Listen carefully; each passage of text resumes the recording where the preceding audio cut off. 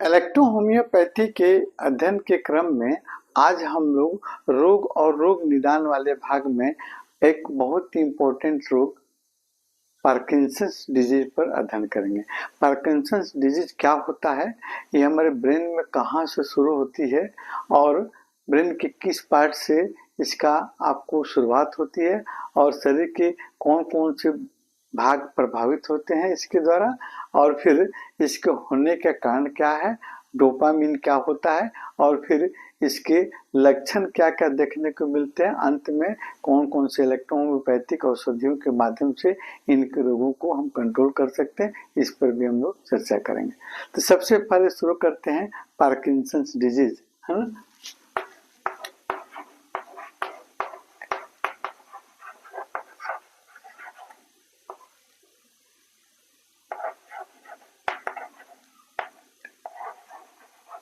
Parkinson's disease, है ना, क्या होता है। ये भी एक न्यूरोलॉजिकल डिजीज है, ब्रेन से रिलेटेड होती है और इस रोग को पहले है ना पुराने जमाने में आपको साइकिक पल्सी के नाम से जाना जाता था।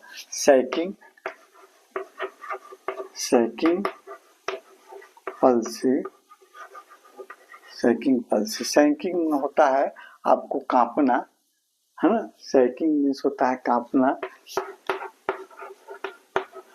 कांपना और पल्सी मीन्स होता है पैरालिसिस,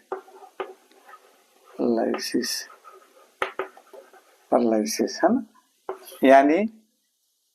यानी इसको लकवा या कंपन वाला लकवा के नाम से भी जाना जाता है ना। पहले जाना जाता था, लेकिन आपको 1817 ईस्वी में आपको एक ब्रिटिश चिकित्सक डॉक्टर जेम्स पार्किंसन ने इस रोग की सही रूप में से पहचान की और इस रोग का नाम दे दिया गया। उन्हीं के नाम पर पार्किंसंस डिजीज के नाम से जाना जाता है।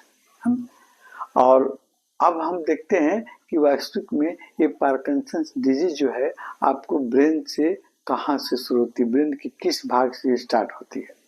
तो इसके लिए हम थोड़ा सा देख लेते हैं कि ब्रेन को 3 भाग में बांटा गया है। फोर ब्रेन, है ना, ब्रेन का सबसे अग्र मस्तिष्क जिसको कहते हैं, और मिड ब्रेन जो आपको मध्य मस्तिष्क, और हिंड ब्रेन जिसको पश्चिम मस्तिष्क के नाम से जानते हैं।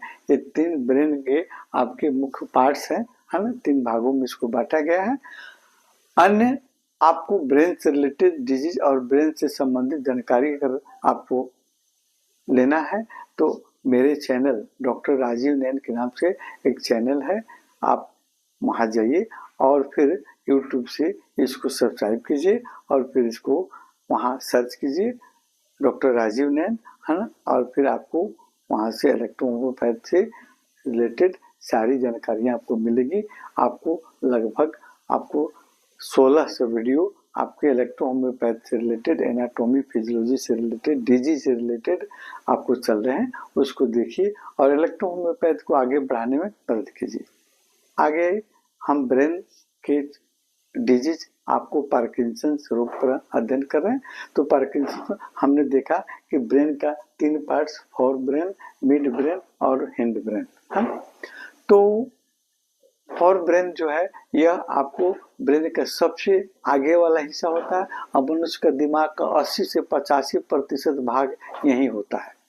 इसी विषय में आपको फोर ब्रेन में ही वो आपको होता है 80 से 85% भाग, और यही भाग हमको सोचने, समझने, योजना बनाने, भावनाओं को नियंत्रित करने में आपको मदद करता है। और दूसरा आपको मिड ब्रेन, है ना, मध्य आपको मस्तिष्क, ये आपका हैंड ब्रेन और फोर ब्रेन के बीच में होता है, इसके लिए मध्य मस्तिष्क कहते हैं। और यह मस्तिष्क जो है आपको देखने, सुनने और रिफ्लेक्स, शरीर की गति को नियंत्रण करने में आपको मदद करती है मिड ब्रेन, है ना। और फिर अंत में हिंड ब्रेन, यह पश्चिम मस्तिष्क, ये ब्रेन का पीछे वाला भाग आपको यहाँ देखिए, यहाँ हिंड ब्रेन है और इसका काम क्या है, यह आपको सबसे महत्वपूर्ण काम, हमारी दिल धड़कती है, हमारी सांसें चलती हैं और संतुलन, रिलैक्सेशन, नींद, इन सभी क्रियाओं को कंट्रोल करने में ये आपका हिंड ब्रेन का काम है। अब हम देखेंगे कि पार्किंसंस डिजीज एक्चुअली होता कहाँ है। तो हिंड ब्रेन नहीं, फोर ब्रेन नहीं, मिड ब्रेन। मिड ब्रेन का एक हिस्सा होता है जिसको हम आपको सबस्टेशिया है ना, सबस्टेशिया नाइग्रा,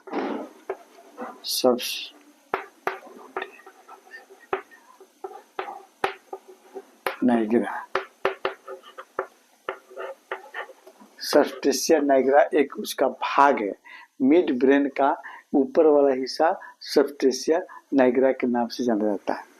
और वहाँ के न्यूरॉन सेल्स जो होते हैं, सबस्टेशिया भाग के न्यूरॉन सेल्स जो होते हैं, वो एक रासायनिक संदेशवाहक डोपामिन का निर्माण करते हैं, है ना। ये आपका सबस्टेशिया नाइग्रा वाले भाग से वहाँ के न्यूरॉन सेल्स जो हैं डोपामिन नामक एक आपको केमिकल का निर्माण करते हैं। और यह डोपामिन एक रासायनिक संदेशवाहक होता है, न्यूरोट्रांसमीटर का काम करता है ना। और ये जो है आपके ब्रेन से मांसपेशियों तक मूवमेंट के सिग्नल को भेजने का काम करता है ये डोपामिन, है ना। और शरीर के मूवमेंट गति को नियंत्रित करने में मदद करता है ये डोपामिन, यही संदेश लेकर जाता है। और इसके अतिरिक्त डोपामिन का और सभी काम भी हैं, आपको ये खुशी, है ना, और फिर आपको खुशी, और आपको मोटिवेशन, और फिर मेमोरी, है ना, और फिर मूड हार्मोन्स की क्रिया को भी कंट्रोल करता है डोपामिन। पार्किंसंस डिजीज में क्या होता है? पार्किंसंस डिजीज में, इस रोग में आपको डोपामिन नामक केमिकल बनाने वाले जो न्यूरॉन सेल्स हैं, जो आपको सबस्टेशिया नाइग्रा वाले भाग में पाए जाते हैं, ये नष्ट होने लगते हैं, है ना। डोपामिन बनाने वाले जो न्यूरॉन सेल्स हैं वो नष्ट होने लगते हैं, बर्बाद होने लगते हैं, जिसके कारण पर्याप्त मात्रा में डोपामिन का निर्माण नहीं हो पाता है और निम्न प्रकार से लक्षण देखने को मिलते हैं। डोपामिन का निर्माण जब नहीं होगा तो फिर मांसपेशियों को सही सिग्नल आपको नहीं मिल पाएगा और हाथों पैरों में, अंगुलियों में धीरे धीरे क्या होगा? कंपन होने लगेंगी।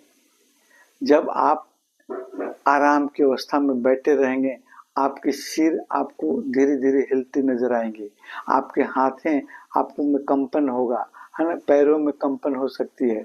और फिर अक्सर आराम की अवस्था में और मांसपेशियों में जकड़न होने के कारण पैरों और हाथों को मोड़ने में परेशानी होती है, चलने फिरने में गति धीमी हो जाती है, धीरे धीरे आदमी चल पाता है ना, संतुलन बिगड़ जाता है। और फिर आपको कुछ अन्य लक्षण भी देखने को मिलते हैं। हम चौक नहीं पकड़ सकते हैं, कलम हाथ से नहीं पकड़ सकते हैं, लिखने में परेशानी हो सकती है, आवाज में भी परिवर्तन हो सकता है, और आदमी झुक कर चलने लगता है, और नींद, चिंता, डिप्रेशन में के गिरफ्त में भी आदमी आ जाता है। ये हुआ आपका पार्किंसंस का कुछ सिम्टम, लक्षण। इलेक्ट्रोहोम्योपैथी में आपको सबसे इम्पोर्टेंट WE, व्हाइट इलेक्ट्रिसिटी, है ना, व्हाइट इलेक्ट्रिसिटी का आप कंप्रेस, है ना, कंप्रेस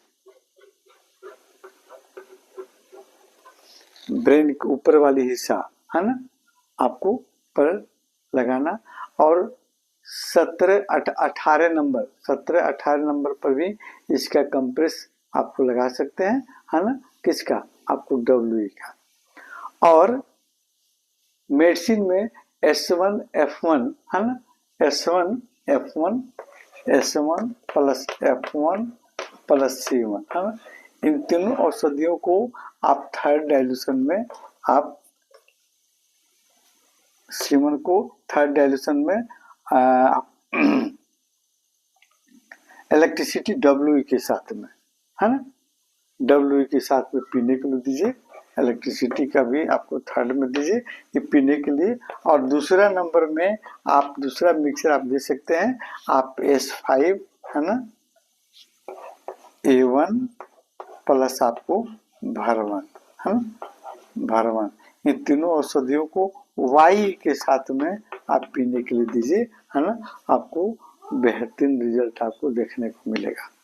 और फिर आपको इंजेक्शन नंबर 14 और 29, है ना, इंजेक्शन नंबर 14 और 29 आपको बेहतरीन रिजल्ट आपको देता है, आपको पार्किंसंस डिजीज में, है ना। अगले फिर क्लास में हम लोग दूसरे डिजीज के बारे में चर्चा करेंगे।